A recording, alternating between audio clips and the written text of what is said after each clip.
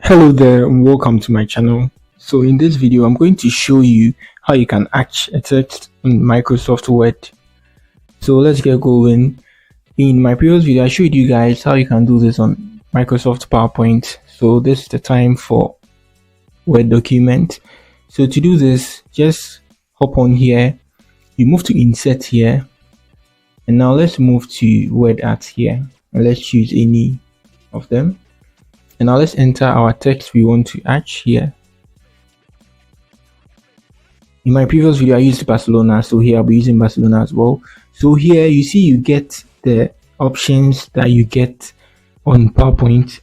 So now let's choose text effect here, and let's move to transform, and then yes, you are on here. So this is the most used one. Yeah, this is the most used one by everybody online, and then there are lots of them. I mean, if you want to change it, you just tap on it, it's going to change, and then you move here. I mean, there are lots of them. This is the most used one. These ones, people don't use them. It doesn't make any sense. These ones. This is okay. This is quite okay as well. And this is also okay, but this is the one that people use online mostly.